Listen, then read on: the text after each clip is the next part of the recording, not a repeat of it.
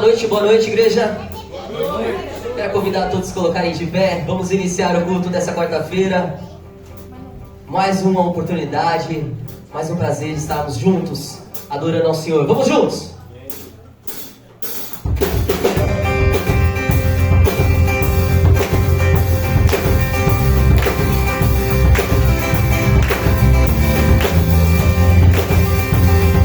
Exalte ao Senhor tudo que você tem. Entrega a Ele sua adoração. Cante.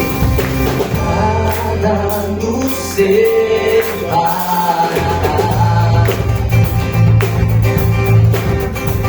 dos laços do teu grande amor. De longe ouvimos o amor que chama, paixão profunda, bondade e graça se derramando. Profundo, tão imenso, envolve-nos, glorioso, poderoso, abraça-nos. Só Ele pode devolver a vida aos corações. Pai que seu Filho nos deu, o Filho que por todos morreu, em nós derrama amor e graça e nos convida à sua mesa, nos alcança. Declara, igreja, junto. Profundo, tão imenso, envolve-nos, glorioso, poderoso, abraça-nos. Só Ele pode devolver a vida aos corações. Tão profundo, tão imenso, envolve-nos, glorioso, poderoso, abraça-nos. Só Ele pode devolver a vida aos corações, a vida aos corações.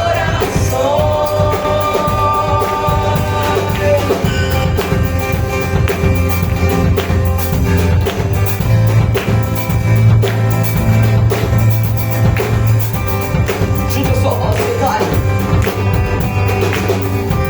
Profundo, tão intenso, encobre-nos, glorioso, poderoso, abraça-nos. Ele pode devolver a vida aos corações. Tão profundo, tão imenso, encobre-nos, glorioso, poderoso, abraça-nos. Só Ele pode devolver a vida aos corações. Profundo, tão imenso, envolve-nos, glorioso, poderoso, abraça-nos. Só Ele pode devolver a vida aos corações. Aleluia, aplauda o Senhor, igreja. Amém, amém. Pai, nós queremos te agradecer por estarmos aqui mais um dia, mais uma quarta-feira, Pai. Obrigado, porque é um privilégio. É muito bom estarmos aqui em comunhão, prontos para ouvir a Tua voz, ouvir o Teu chamado, as coisas que o Senhor tem para nos dizer essa noite, para que as nossas vidas sejam alinhadas à Sua, Pai. Para que haja propósito em tudo aquilo que nós vamos fazer. Obrigado, Pai. É um privilégio muito grande. Te agradecemos por todos que estão aqui, todos que estão chegando, todos que estão a caminho, e aqueles também que não, por algum motivo, não vão poder vir. Esteja visitando, ó Pai, cada um deles, onde eles estiverem. Amém, que eles sejam encontrados, ó Pai, pelo Teu Espírito agora. Sintam, ó Pai, o Teu calor, o Teu afago. Que eles, nesse momento, possam lembrar: olha, está começando o culto lá no hotel do EBNT Massaguaçu. Pai, que seja um momento único, agora, neste momento de adoração e de exaltação ao Seu nome, Pai. Obrigado. Nós te agradecemos em nome de Jesus. Amém. Amém. Amém. Boa noite. Boa noite. Atos capítulo 10, verso 43. versículo do trecho que vamos ler hoje diz que todos os profetas dão testemunho dele, Jesus Cristo, nosso Senhor, o motivo da nossa reunião.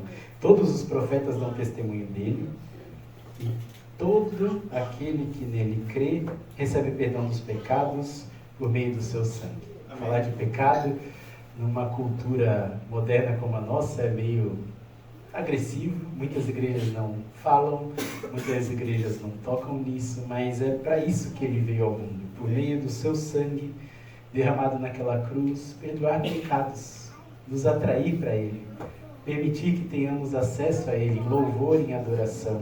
E é interessante que o texto diz que todos os profetas dão testemunho dele. Os profetas, o finalzinho do Antigo Testamento, aquilo que apontava para além do Antigo, tudo apontava para ele. E o nosso propósito aqui nessa noite é também apontar para ele, apontar para a cruz, para lembrar dos nossos pecados carregados por ele, lembrar daquele precioso sacrifício por nós, louvar ao Senhor aqui, de fato, em muito louvor e gratidão por tudo que ele fez por nós. Esse é o motivo da nossa reunião.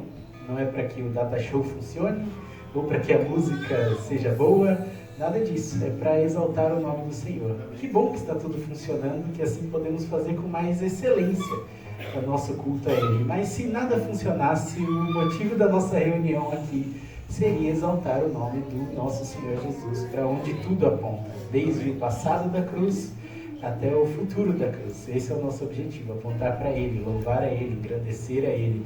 É ele que perdoa os pecados, é ele que reconcilia pessoas como eu e você.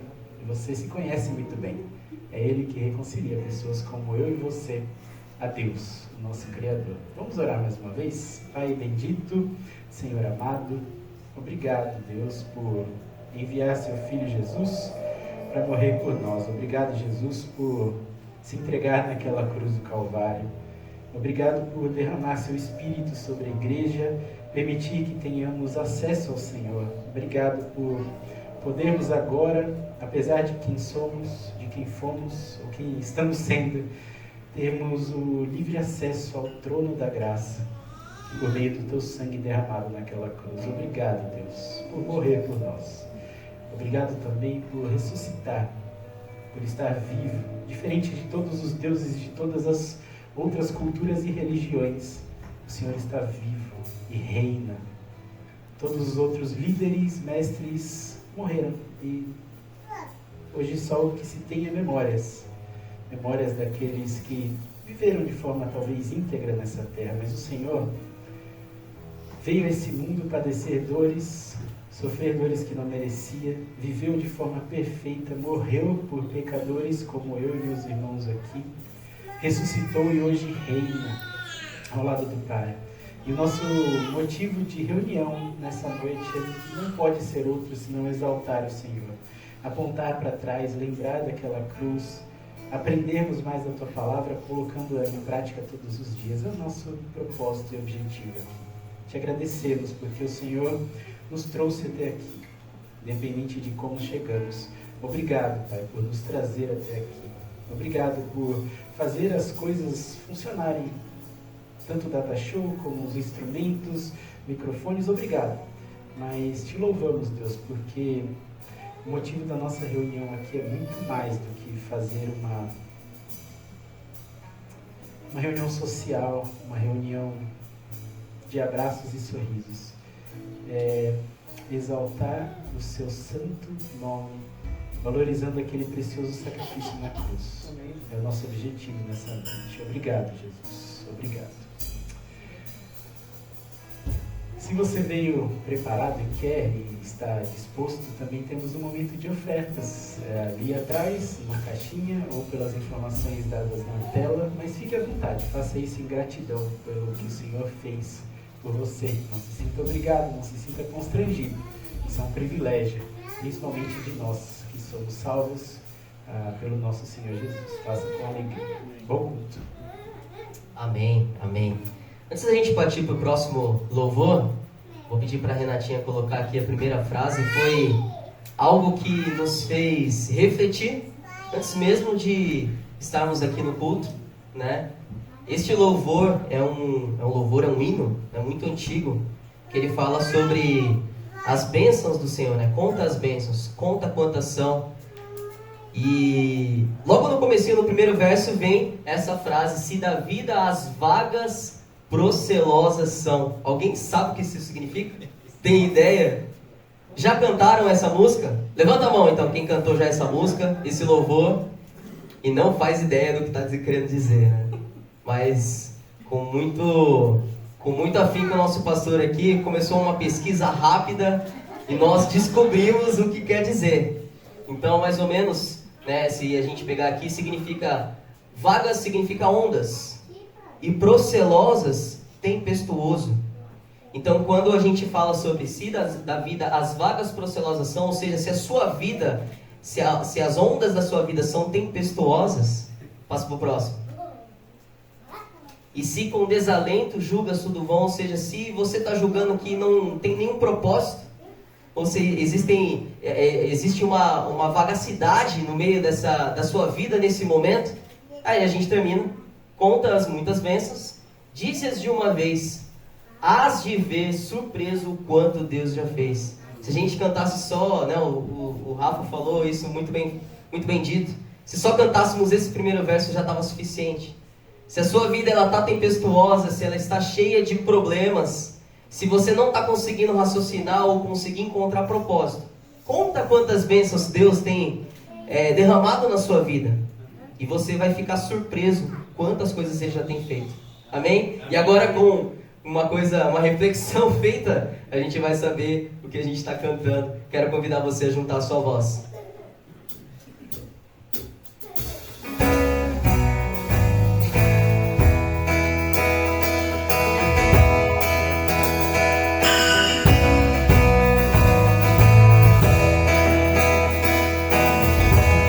Cantem. Se da vida as vagas procelosas são, se com desalento julgas tudo vão, poucas bênçãos dize-as de uma vez, hás de ver surpreso quanto Deus já fez. Poucas bênçãos, quantas são recebidas da divina mão. Dize-as de uma vez, hás de ver surpreso quanto Deus já fez.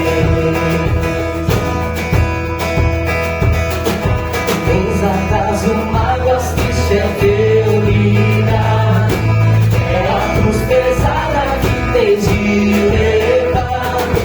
Contas muitas bênçãos não duvidarás, e em canção alegre os dias passarás. Contas bênçãos, quantas são recebidas da divina mão. Uma, dize-as de uma vez, hás de ver surpreso quanto Deus já fez. Quando vires outros com seu ouro e bens, lembra que tesouros prometidos tens. Muitos bens da terra poderão comprar a mansão celeste que tu vais morar. Quantas bênçãos, quantas são recebidas da divina mão. Uma, dize-as de uma vez, hás de ver surpreso quanto Deus já fez. Somente as vozes agora, cante. Seja o teu conflito fraco ou forte, não te desanimes, Deus por si está. Seu divino auxílio ignorando o mal, te dará consolo e paz celestial. Quantas bênçãos, quantas são recebidas da divina mão. Uma, dize-as de uma vez, hás de ver surpreso quanto Deus já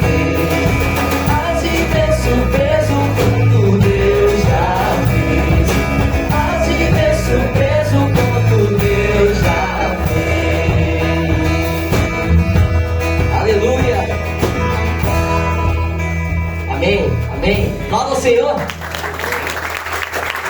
Lembre-se sempre das bênçãos que Deus tem derramado na sua vida. Essa é a coisa mais importante. Os problemas são pequenos, os problemas são mínimos, mas o Senhor é maior. Amém? Amém.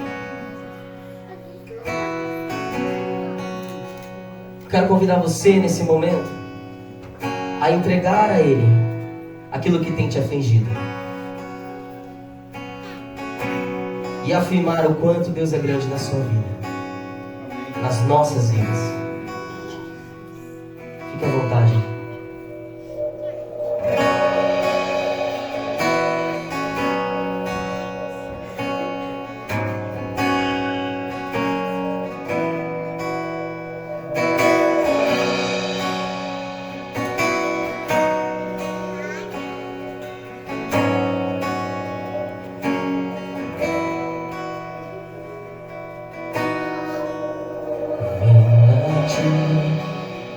Confessar pra minha alma descansar, sem tuas mãos perdido estou, guia-me por teu amor.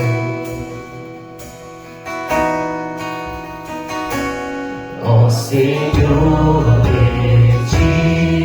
preciso mais e mais, preciso,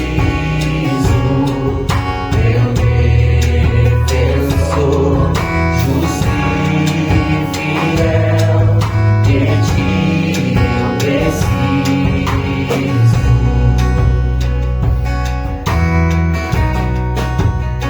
Se estou perdido,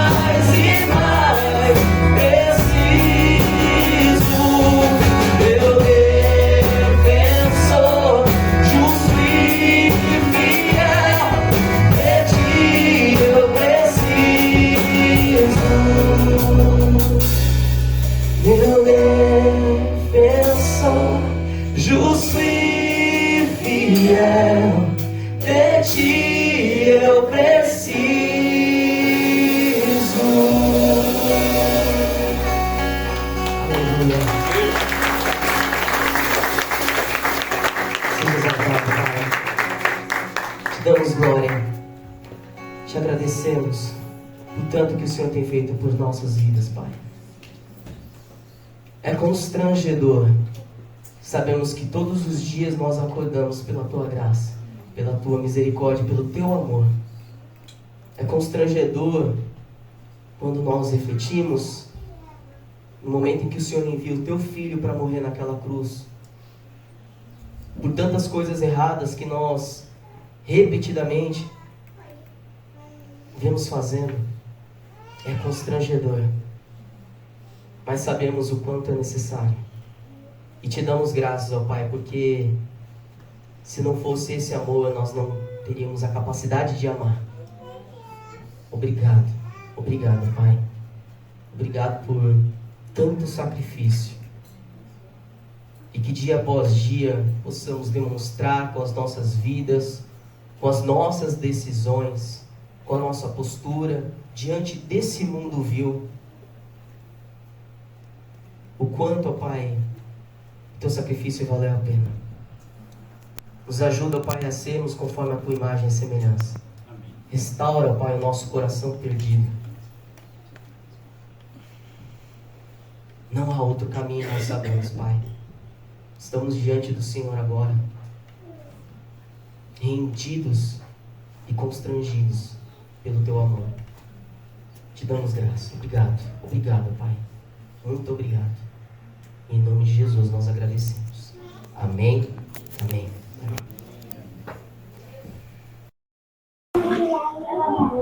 Boa noite para quem eu não dei boa noite ainda. Privilégio de todos estarmos aqui reunidos. As crianças de 1 a 7 anos podem ir ali para o culto delas, vão aprender um pouquinho mais sobre quem Deus é. Elas estão nessa série sobre quem Deus é e vão aprender na linguagem delas. Enquanto isso, você pode abrir sua Bíblia em Atos. Estamos numa série. Se você está nos visitando pela primeira, segunda, enfim, não sei que vez, talvez não saiba ou não lembre que estamos numa série em Atos. E agora chegamos no capítulo 10. Então abra lá em Atos, capítulo 10. A gente vai navegar por todo o capítulo hoje. Um pouquinho sobre ele, a gente vai tentar jogar um pano de fundo histórico aqui nele, na pessoa de Cornélio. Diz assim, Atos 10, 1.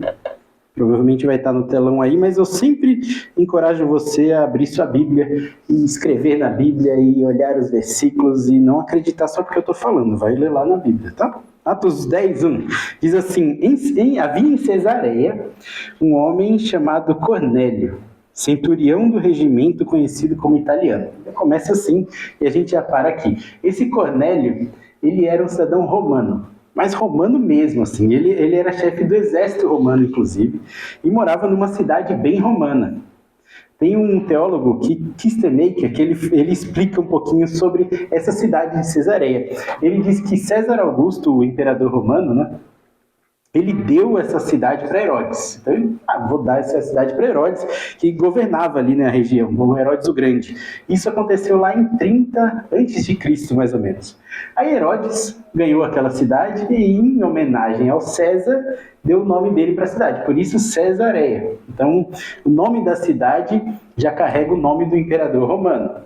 E Herodes reconstruiu essa cidade toda. Ele ganhou como presente e ele queria fazer dela como se fosse uma vitrine para o Oriente, uma cidade proeminente. As cidades não eram muito grandes naquela época. Se você colocar no Google depois, não coloca agora não, Cesareia Marítima, você vai ver, só tem ruínas, mas é pequeno, mas era muito bonito. Tinha anfiteatro, teatro, tem diferença, né? Aquele redondo e aquele mais curvo, né? Que mais para ouvir. Tinha teatros, prédios públicos bastante, palácios, aqueduto, pista de corrida. Era, enfim, uma cidade bem romana, assim, que carregava aquele estilo grego, né? Que o Alexandre expandiu por todo lugar. Enfim. E também era uma cidade portuária muito importante, tinha um porto muito bem estabelecido. E com isso a cidade foi florescendo, crescendo, e a cultura grega e a influência romana começaram a atrair para Cesareia uma população bem mista, de todos os lugares do Império. Lembra que naquela época de Atos, um pouquinho antes, ali na época de Jesus, é o que Paulo vai chamar de a plenitude do tempo, é quando Roma toma conta de toda a região, traz paz e a comércio entre as cidades, coisa que não acontecia antes.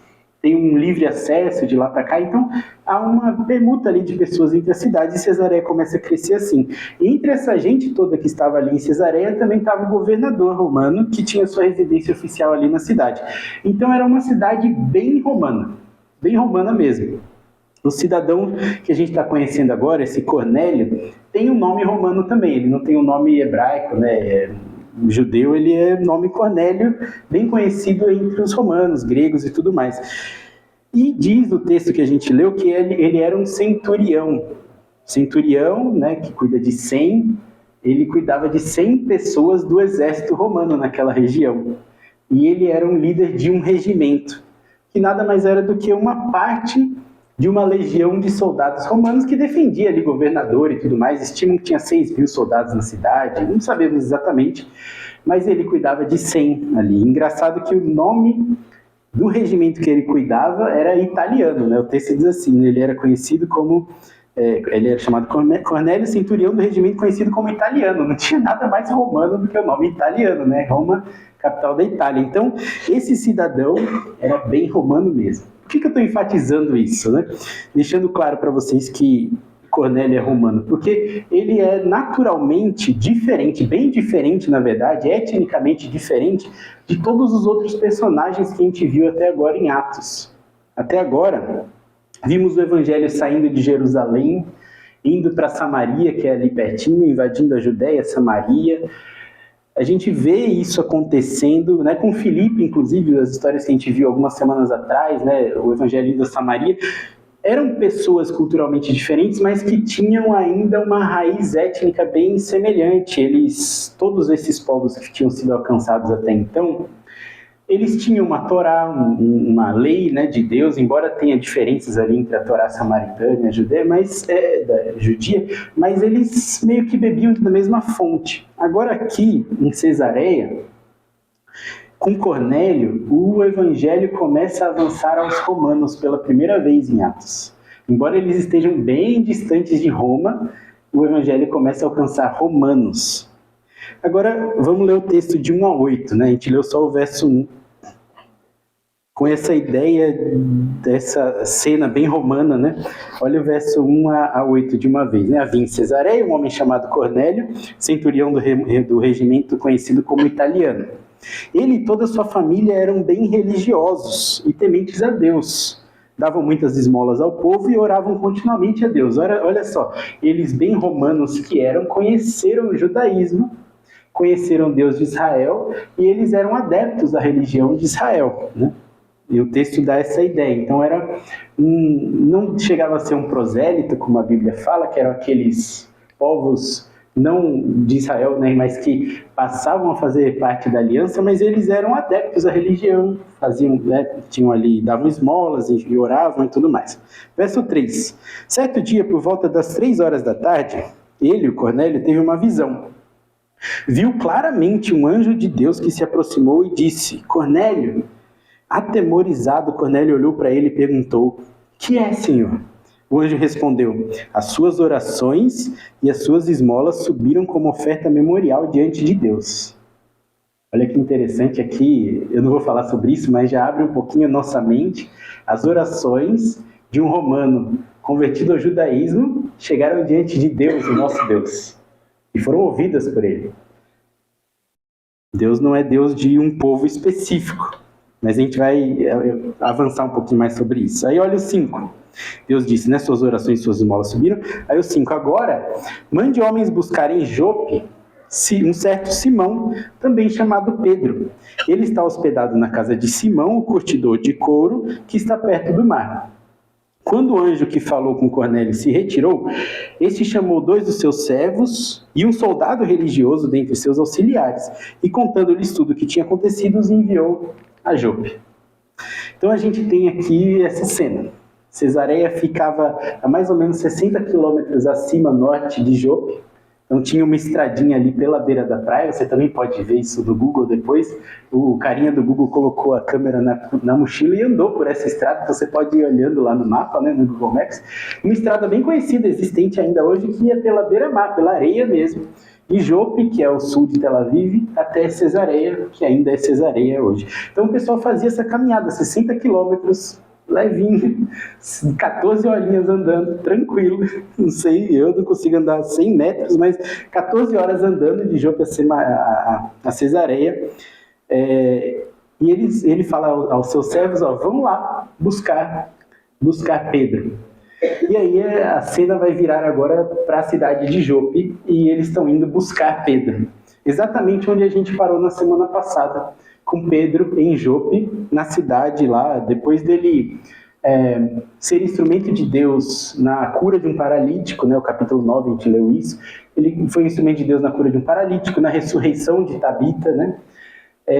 E depois aquelas cidades todas conheceram Jesus, então ele foi um grande instrumento ali de Deus, bem na época que havia paz na região, né? O texto de Atos 9, que lemos na semana passada, diz que havia uma paz naquela região, e é exatamente nesse momento em que todo mundo estava experimentando essa paz, bem diferente do que tinha acontecido até então em Atos.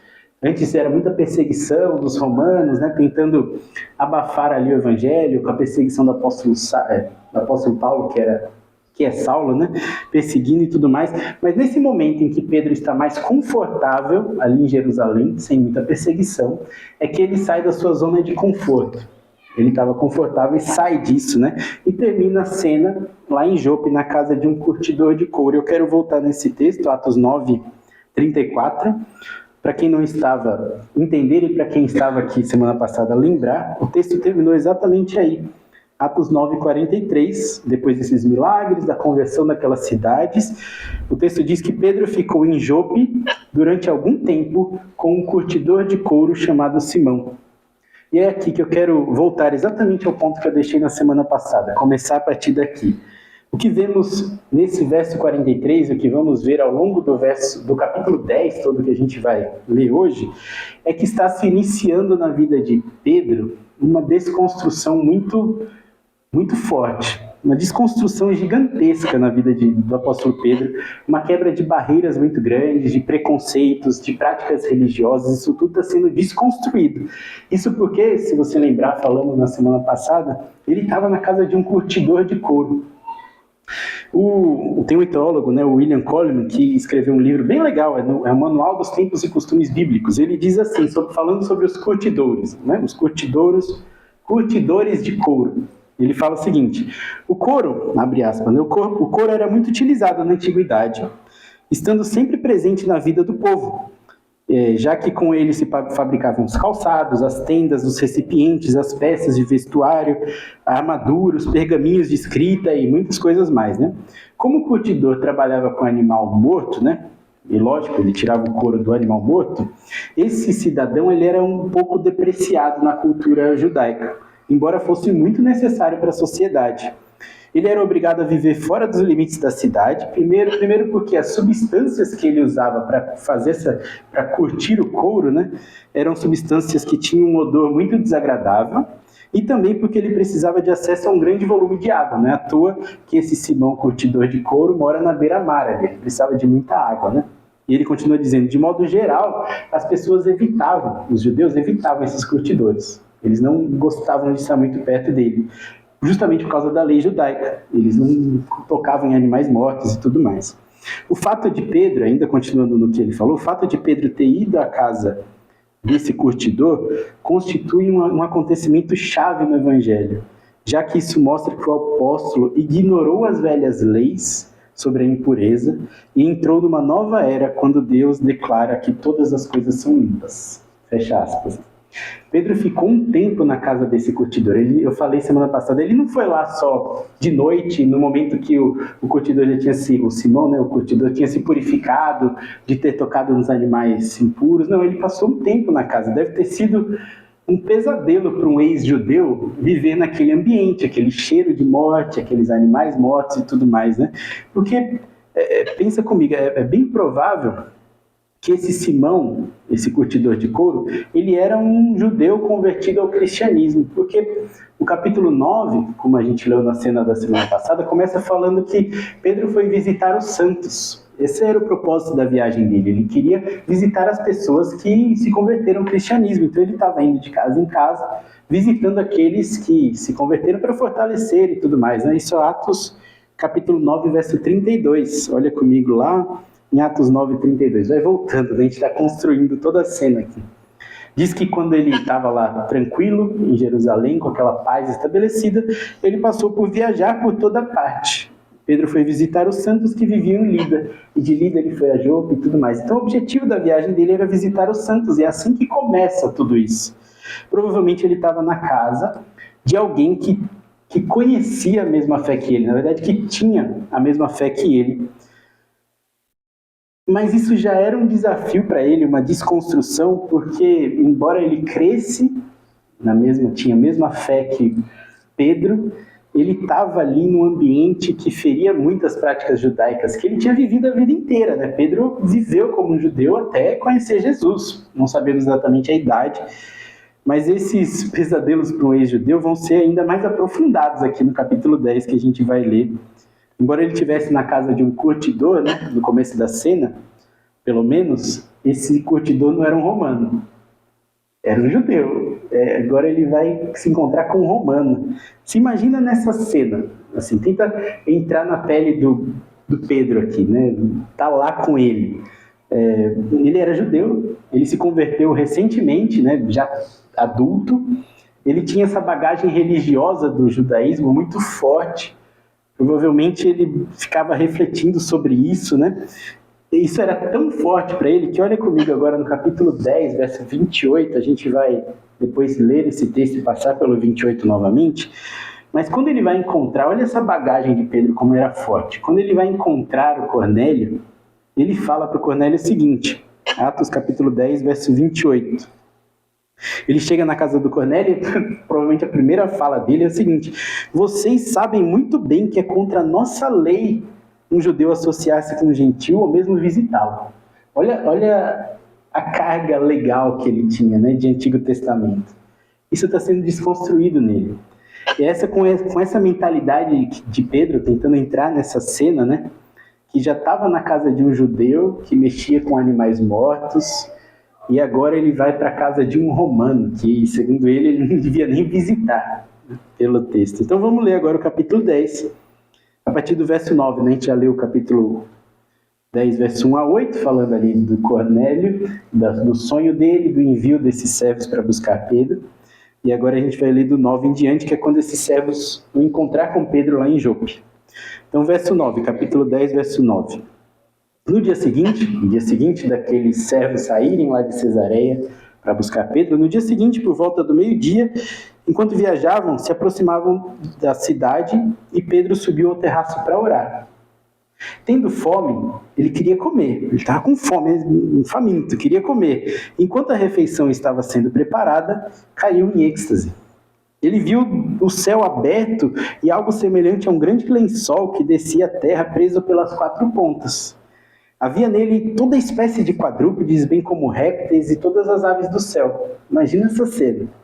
Então uma voz lhe disse, levante-se, Pedro, mate e coma. Pedro, porém, respondeu, de modo nenhum, Senhor. Jamais comi algo impuro ou imundo. E a voz lhe falou pela segunda vez, não chame de impuro o que Deus purificou. Isso acontece 3 vezes.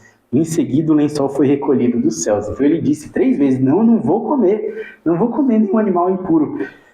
Aí verso 17, enquanto Pedro refletia no significado da visão, os homens enviados por Cornélio descobriram onde era a casa do Simão e chegaram à porta. Chamando, perguntaram se ali estava hospedado Simão, conhecido como Pedro. Enquanto Pedro ainda pensava na visão, percebem as repetições, ele estava pensando bastante sobre aquilo lá. Enquanto Pedro ainda pensava, o Espírito lhe disse, Simão, 3 homens estão procurando por você. Portanto, levante-se e desça, não hesite em ir com eles, pois eu os enviei. Pedro desceu e disse aos homens, sou eu quem vocês estão procurando. Por que motivo vieram? E os homens responderam, viemos da parte do centurião Cornélio. Ele é um homem justo e temente a Deus, respeitado por todo o povo judeu. Um santo anjo lhe disse que chamasse você à casa dele, para que ele ouça o que você tem a dizer. Pedro convidou eles para entrar e os hospedou. Até aqui. Então imagina a bagunça da cabeça do apóstolo Pedro nesse momento. Quando ele vê aquele lençol descendo do céu, cheio de animais, quadrúpedes, aves e tudo mais, ele deve ter lembrado de Levítico capítulo 11, que fala sobre os animais que são puros e impuros, quais podem comer, os de casco fendido, os de sem casco fendido, os que têm escama. Tinha toda uma lei para o povo judeu. Ele deve ter ficado pensando sobre isso, os animais puros e impuros e tudo mais. Ele deve ter pensado que estava ficando meio doido, era tanta fome que ele estava, que ele começa a ver coisas, né? Ele estava faminto e entre êxtase, né? O texto diz isso, né? Tendo fome, ele queria comer, então ele deve ter ficado refletindo, o que será que eu vi, né? E o texto repete algumas vezes que ele estava de fato refletindo sobre isso, ele estava pensando muito sobre isso. Tudo que ele tinha construído até aqui, toda a religiosidade dele, toda a carga legal de conhecimento bíblico, tudo que ele tinha estava em xeque. Ele estava se questionando sobre tudo aquilo, né? E perceba que a gente não está falando aqui de salvação, de vida eterna, nada disso. Pedro já conhecia Jesus, conhecia muito bem Jesus, inclusive. Ele já tinha sido salvo pela graça de Deus, já caminhava com Deus verdadeiramente, né? Inclusive ele tinha acabado de ser instrumento nas mãos de Deus para operar milagres. Muitas pessoas tinham ouvido da voz dele o evangelho e crido, né? E se entrega... tinham se convertido de fato através da pregação do apóstolo Pedro. Mas Pedro está aqui sendo, depois de salvo, sendo confrontado na sua religiosidade, naquilo que ele entendia por certo e errado à luz da Bíblia. E ele achando que se tratava de comida, né, um lençol cheio de animais vindo do céu e tudo mais, enquanto ele refletia, aparece esse pessoal na porta da casa dizendo que um anjo apareceu a eles e que eles estão ali para buscá-lo, né? Foi assim que eles disseram, um anjo disse que chamasse você a casa e tudo mais. Imagina, tenta entrar nessa cena na cabeça do apóstolo Pedro, como estava confuso nesse momento. Agora vamos em frente na leitura. Atos 10, verso 23. Atos 10, 23, né? Que a gente parou aqui. Pedro os convidou para entrar e os hospedou. No dia seguinte, percebam as marcações temporais desse texto. Então, aqueles viajantes chegaram, se hospedam, só vão sair de lá no dia seguinte. Pedro partiu com eles e alguns dos irmãos de Jope o acompanharam. Um dia depois, então eles saíram e só no dia seguinte chegaram a Cesareia. Cornélio os esperava.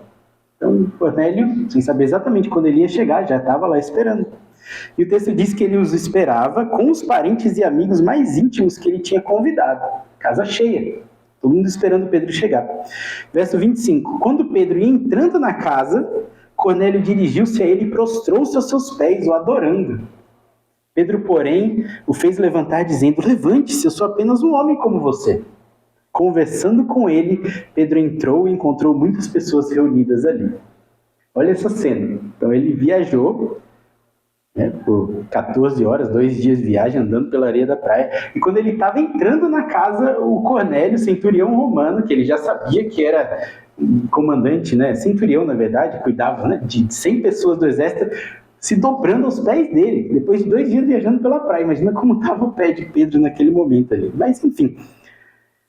E mais, Pedro entra numa casa chique, uma casa de um romano, que cuidava de exército, que tinha servos. Uma casa pomposa, havia posses, ele era de fato um romano, esse centurião romano, tão bem estabelecido na sociedade, está prostrado aos pés do pescador Pedro. Imagina esse momento, um romano prostrado aos pés de um judeu. Quando você entra, ou quando ele entra, né, nessa casa chique, tudo bonitinho, maravilhoso, não está só Cornélio lá, está um monte de gente esperando ele chegar. Olha isso. E detalhe, naquela época não se tinha localização em tempo real, Cornélio não sabia quando é que ele ia chegar. Estava esperando ali ansiosamente, com os convidados na casa, esperando ele chegar. Esperando Pedro, um povo bem vestido, casa nobre. Ele tinha acabado de sair da casa de um curtidor de couro, com aquele cheiro terrível de morte. Ele está entrando agora numa casa pomposa, talvez com uns incensos bonitinhos, cheirosinho, todo mundo arrumado. Imagina a cabeça do apóstolo Pedro. Ele saiu da casa do curtidor de couro e está entrando na mansão do centurião romano. 2 dias depois. Um lugar que ele nunca tinha chegado antes. Nunca, enquanto ele caminhava com Jesus, ele nunca chegou a um lugar como esse. Sim, Jesus sentava para comer, banquetear com as pessoas e tudo mais, mas ficar na casa de alguém assim, um centurião romano, não tinha acontecido. O que ele estava fazendo ali diante dessa pompa toda? E dessa recepção calorosa, né? O cara se dobrando aos pés dele. Talvez a primeira palavra que viesse à mente dele é: poxa, obrigado pelo convite, né? Não precisava de tudo isso. Mas não, a primeira palavra que ele disse é o verso 28 que a gente já leu. Diante dessa pompa e recepção toda, em vez de dizer obrigado pelo convite, ele diz: vocês sabem muito bem que é contra a nossa lei um judeu associar-se a um gentil ou mesmo visitá-lo. Ele já chega jogando essa bomba. Olha, gente, não era nem para eu estar aqui. É isso que ele está falando. Pela lei, não era nem para eu estar aqui. Aí o verso 28 continua, né? Entretanto, Deus me mostrou que eu não devo chamar nenhum homem de impuro ou imundo. Pausa aqui. Foi isso mesmo que apareceu na visão de Pedro? Deus dizendo: não trate nenhum homem como impuro ou imundo? Não foi. Era um lençol com animais. Inclusive, Deus fala: mata e coma, né? Pedro não estava ali para matar o centurião e comer, não era isso. Eram animais, falando sobre a lei, mas Pedro passou a olhar para a lei de forma diferente. Deus estava desconstruindo nele essa perspectiva legalista sobre alimentação e muito mais. Era uma desconstrução completa. Ele refletiu sobre aquilo, sobre aquela visão, entendeu que Deus estava falando que não era para tratar animais puros ou impuros. Eu fico imaginando a Bíblia toda começando a fazer sentido para ele caminhando para Cesareia e pensando tudo isso a ponto de chegar lá e dizer: aquela visão que eu tive, falava assim da lei de animais e tudo mais, mas não devo tratar homens com imparcialidade. Ele começou a entender tudo, começou a Bíblia ser aplicada na vida cristã de Pedro. Ainda faltava uma confirmação, e ele vai continuar no texto, né? Embora ele estivesse sendo desconstruído ali, né, na sua religiosidade e tudo mais, ele ainda precisava de uma confirmação para ver se o entendimento dele estava correto. Aí o verso 29. Aí ele disse, né, portanto, mas Deus disse que não era para eu tratar homem nenhum, né, com imparcialidade. Por isso, verso 29, por isso, quando eu fui procurado, vim sem nenhuma objeção. Posso perguntar a vocês, por que me mandaram me buscar? E buscar você imediatamente. E foi bom que tenha vindo. Agora estamos todos aqui na presença de Deus para ouvir tudo que o Senhor ordenou que você nos diga. Agora fechou o entendimento de Pedro. Deus deu um sonho para Pedro, deu um anjo lá para o Cornélio, cruzou as histórias, né? Disse para os dois fazerem a mesma coisa, e agora Pedro pode ter certeza que ele sim pode aplicar esse conceito de não tratar com parcialidade, porque aquilo tudo estava fazendo sentido bíblico para ele. As coisas de fato estavam se cruzando, e ele entende que, o Cornélio falando, né, ele entende que ele está lá para quê? O texto no finalzinho diz: para abençoar o Cornélio, para visitar, para falar de alguma coisa, para falar da lei. Não, ele diz que é para ouvir o que o Senhor ordenou que você nos diga, né? Ele terminou o verso 33 assim. Pedro sabia o que ele tinha que falar, era do Evangelho. Ele diz: esse cidadão está pedindo para ouvir do Evangelho, Deus já está trabalhando nele, é isso, vamos lá.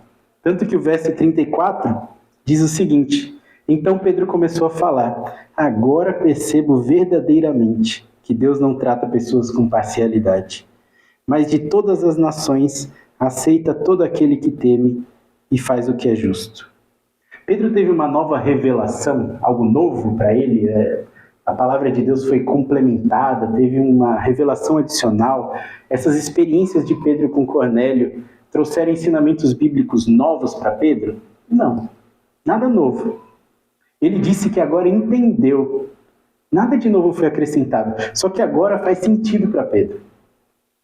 Ele já sabia que desde o chamado de Abrão, lá em Gênesis 12, lá atrás, em Gênesis, Deus já tinha chamado Abrão para abençoar todas as famílias da terra. Todo judeu sabia disso, o pai Abraão. Eles sabiam que o chamado de Abrão foi para todos os povos. Deus queria abençoar todos, ele já sabia, claro que sabia, mas aquilo não tinha feito sentido prático para ele ainda. Ele sabia a teoria.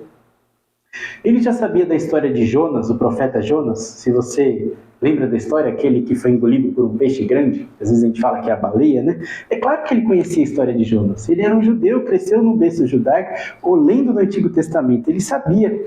E coincidentemente ou não, foi exatamente em Jope que Jonas tenta fugir de Deus. Pega um barco, né? Deus manda ele ir a Nínive pregar, anunciar a salvação para os ninivitas, o pessoal dos assírios. Jonas fica desesperado porque sabia que Deus era misericordioso e salvaria aquele povo cruel. Os assírios eram extremamente cruéis. Eles eram uma máquina de guerra, mas carregados de muita crueldade. O povo de Israel odiava os assírios. Eles eram daquele nível de arrancar o couro das costas da pessoa, fazer um tambor e tocar para ela enquanto ela morre. Eram esses os assírios. E Jonas diz, não vou anunciar para esse povo terrível, de maneira nenhuma. Porque ele sabia que Deus era misericordioso para salvá-los. Ele tenta fugir exatamente em Jope, que ele vai lá, compra a passagem e quer fugir. Pedro sabia que Deus queria alcançar todos os povos, tanto que fez. Jonas vai lá, anuncia correndo, a cidade é gigante, diz que a cidade demoraria 3 dias para cruzar, e Jonas faz isso em um dia, gritando, arrependam-se, a cidade vai ser destruída, e Deus salva a cidade inteira, só com esse grito, né, do Jonas. Pedro sabia que Deus, o propósito de Deus sempre foi alcançar todos os povos, que ele não fazia distinção, mas não tinha casado para Pedro ainda, que vivia sempre naquele contexto judaico. Ele sabia, claro que sabia, mas agora entendeu. Lá em Jope, Jonas fugiu, lá em Jope, Pedro foi chamado para ir aos romanos, e foi. E ele diz, agora percebo verdadeiramente, na prática, que Deus não trata pessoas com parcialidade. Deus precisou desconstruir muitas coisas em Pedro, para construir a verdade nele, arrancar essas marcas, essas cicatrizes anteriores, despejar essas bagagens inúteis que Pedro tinha, realinhar o entendimento dele sobre todas as coisas e dizer, olha, a Bíblia está dizendo sobre isso aqui, Pedro. Não é sua religiosidade que conta, é isso aqui. Ó. A palavra de Deus começou a fazer sentido para ele. Foi um desconstruir para construir de novo. Essa caminhada é a caminhada padrão do conhecimento bíblico, do conhecimento de Deus. Ele não é teórico somente. Não é só saber que Deus não faz distinção de pessoas. Saber isso na teoria, acho que todo mundo sabe. Mas é preciso viver isso na prática, para que a Bíblia faça sentido. Viver as Escrituras no dia a dia. Não adianta saber que Deus é Pai. Deus é Pai. Não, a gente fala, né, vai orar, Pai nosso que estás no céu. Tá, mas se eu atribuir a Ele o meu entendimento de paternidade, dessa paternidade caída, terrena, as minhas referências, as minhas marcas, não vai fazer sentido nenhum. É preciso desconstruir isso para ser construído de fato o verdadeiro conceito de paternidade de Deus em nós. Experimentar o cuidado verdadeiro do Pai Celestial. Preciso experimentar na prática, saber da teoria só não adianta nada. Não adianta saber que Deus é sustentador de todas as coisas. Eu sei isso, na teoria. Deus sustenta todas as coisas. Mas eu continuo batalhando pelos meus esforços, achando que sou eu que conquisto as coisas. É preciso depender dele, ser sustentado por ele, para entender de fato o que a Bíblia diz, quando afirma que Deus sustenta todas as coisas pelo poder da sua palavra. É preciso viver na prática a Bíblia. Não adianta saber que Deus é criador. Deus é criador. Legal. Se eu sei que os céus declaram a glória de Deus. Está lá em Salmo 19. É lindo. Mas se eu não contemplar a criação, se eu não parar para olhar, refletir sobre isso tudo, quão perfeito é a natureza, quando eu paro só ali, que eu contemplo de fato que Deus é criador, poderoso. Eu posso ver claramente, como Romanos diz, né, Paulo diz, claramente o seu poder e a sua natureza por meio das coisas criadas. É só quando eu passo a olhar para as coisas criadas. Um pastor amigo meu, ele dizia, começou a nascer uma planta assim, meio enrolada no meu jardim, e eu não tirei não, deixei. Daqui a pouco surgiram umas folhas, eu já, olha que folha perfeita, que coisa maravilhosa, não vou tirar não. Daqui a pouco uma florzinha, ele, uau, que flor mais linda. E aí um maracujá começou a nascer. Deus, como o Senhor é perfeito, eu não fiz nada, tem um maracujá no meu jardim agora. Mas parece coisa meio de lunático ficar olhando lá. Não é, é contemplar a criação. É saber que Deus é criador, saber que Ele que faz tudo brotar e viver isso na prática. Então, cortar esse negócio aqui, né? Contemplar. Não adianta só saber da teoria, não adianta só saber da teologia e não ter uma vida que te impulsiona para a prática da Bíblia. Viver de verdade, é piedade, viver de verdade os ensinamentos bíblicos. Pedro está sendo desconstruído, mas totalmente desconstruído. Tudo que ele entende está sendo colocado em prática agora para uma construção nova, para que de fato a Bíblia faça sentido na vida dele, né? Está sendo feita uma construção nova por Deus nele. E perceba que com isso eu não estou dizendo que é para buscarmos experiências com Deus. Essas experiências vão trazer verdades adicionais para a nossa vida, ou verdades ocultas no texto bíblico. Nada disso. Não são as experiências que valem mais que o texto bíblico, que o texto sagrado, que é a palavra de Deus. Esse aqui é um convite à aplicação prática daquilo que a gente leu, viu e ouviu ao longo da vida. Viva na prática os conceitos teológicos, bíblicos. Viva na prática isso tudo que você ouve aqui ao longo das semanas, já ouviu ao longo da vida. Permita que Deus desconstrua seus dogmas, né, suas doutrinas já pré-estabelecidas e construa novamente na prática. Permita que Deus faça isso. E se nesse processo, ao colocar em prática a Bíblia, seja reconstruída a mesma coisa, ok, glória a Deus, você está mais fundamentado na verdade que já cria. Mas se aquilo for colocado em xeque, você dizer, poxa, eu estava sendo religioso, eu só fazia isso por fazer, na prática agora eu entendo. Glória a Deus, amém. Agora você está mais alinhado à palavra de Deus. Eu só te peço, na verdade eu te oriento essa noite, que não sejas arrogante a ponto de dizer, não, eu já sei algo bíblico, eu já sei isso. Mas se aquilo não for aplicado na prática, de nada vale esse conhecimento. Se aquilo não for ainda mais edificado na sua vida, desconstruído e reconstruído diariamente, não faz sentido nenhum. Se a teologia que você sabe não te leva a uma vida de piedade prática, de nada ela vale. Pedro entendeu claramente, inclusive ele diz, agora eu percebo verdadeiramente que Deus não trata as pessoas com distinção. Podemos pensar então, poxa, agora que Pedro entendeu na prática, agora ele construiu esse conceito, Deus não trata as pessoas com distinção. Agora Pedro não erra mais. Agora Pedro aprendeu, é só seguir em frente, quase que levitando. Agora Pedro é santo nessa área. Olha comigo em Gálatas capítulo 2.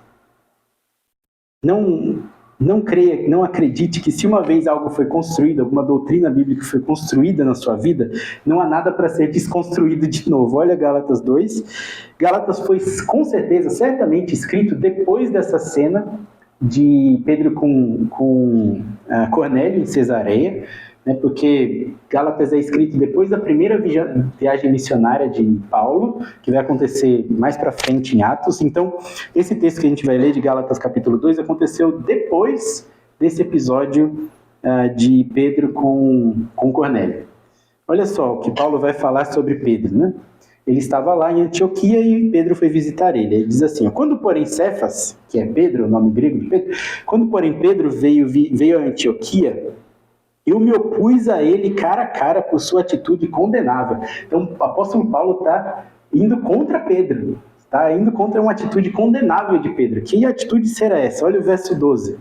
Pois, antes de chegarem alguns da parte de Tiago, ele comia com os gentios. Estava sentado à mesa comendo com os gentios.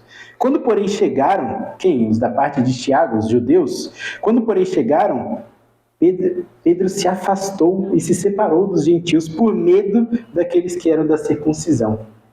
Os demais judeus também se uniram a ele nessa hipocrisia, de modo que até Barnabé se deixou levar pela hipocrisia deles. Hipocrisia. O que é hipocrisia? Paulo acusa Pedro de hipócrita. Pessoa que faz uma coisa, mas pensa outra, né? Hipócrita.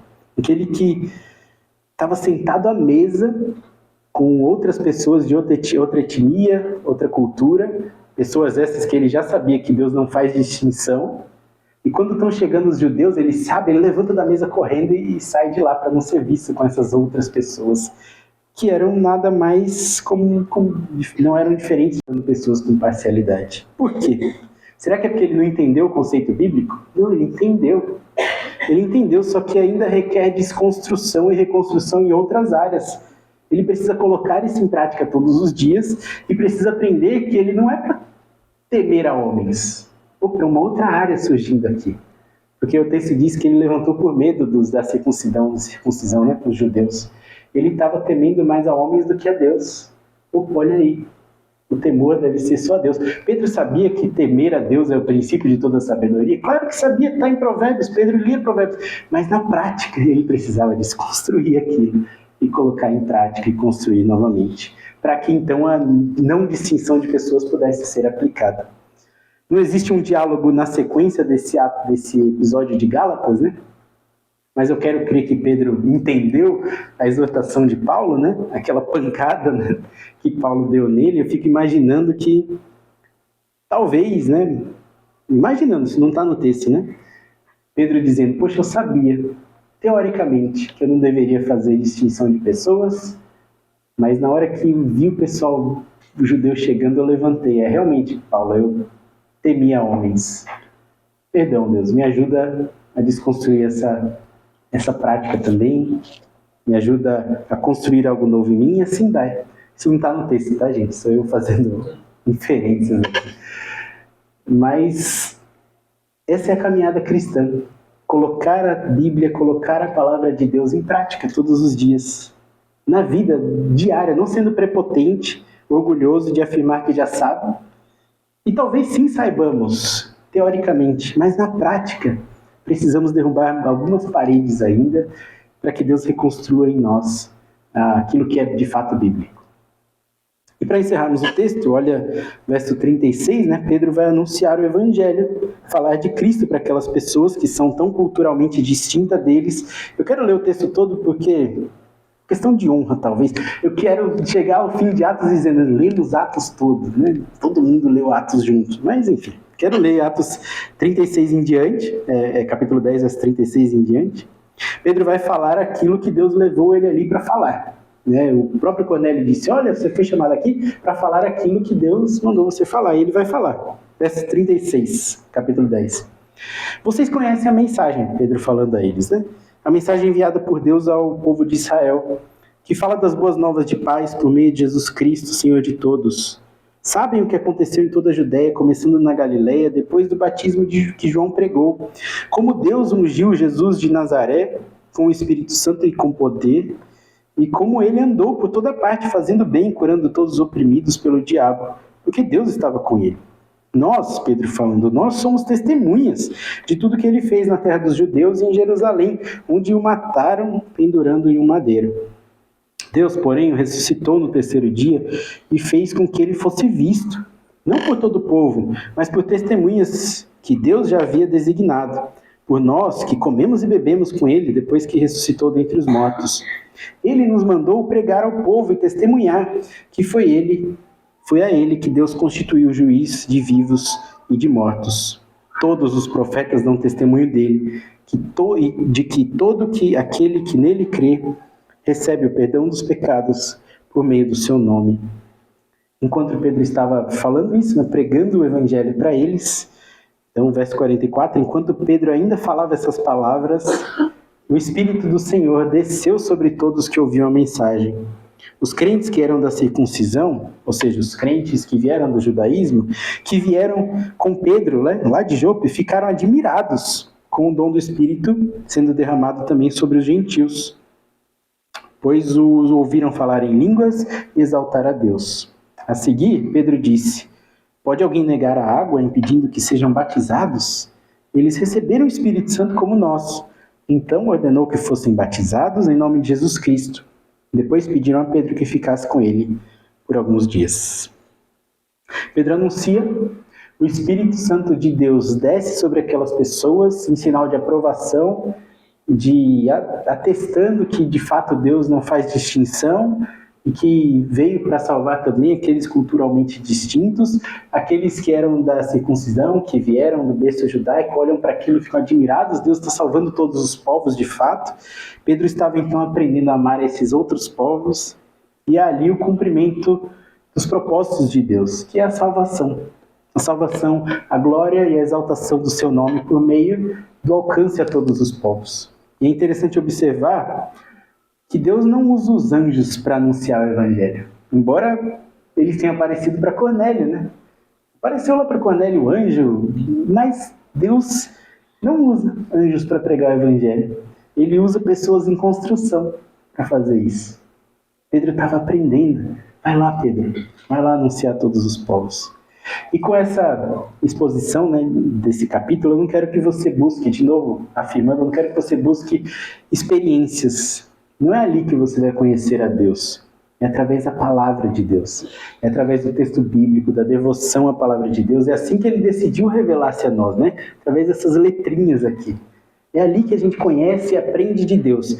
Mas quando esse conhecimento não invade a prática, ele para no campo do saber somente, não podemos afirmar que conhecemos a Deus. A gente sabe alguma coisa, mas conhecer a Deus é prático. É só quando o conhecimento de Deus invade a vida prática que podemos dizer, como Pedro disse, agora eu verdadeiramente percebo que Deus é bom. Agora verdadeiramente eu percebo que Deus é poderoso. Agora verdadeiramente eu sei que Deus é real. É só na prática. É só vivendo a palavra de Deus que a gente vai de fato conhecer a Deus verdadeiramente.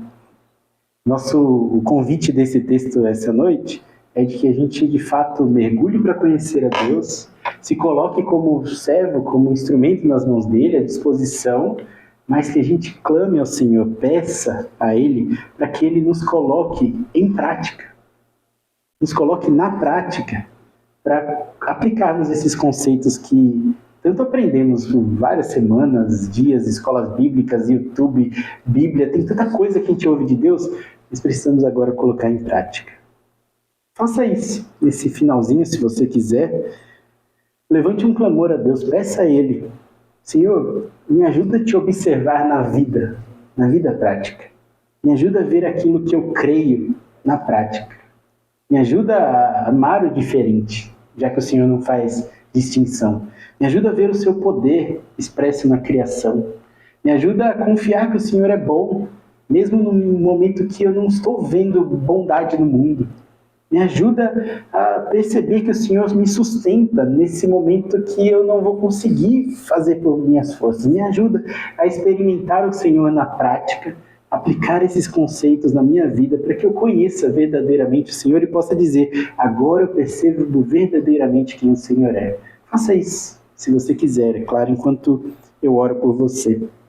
Senhor Deus, nós te agradecemos porque o Senhor veio revelar-se a nós, deixou um texto tão precioso para que a gente conheça o Senhor intelectualmente, mas também nos desafia na vida prática a vivermos aquilo que conhecemos, que professamos, que cremos.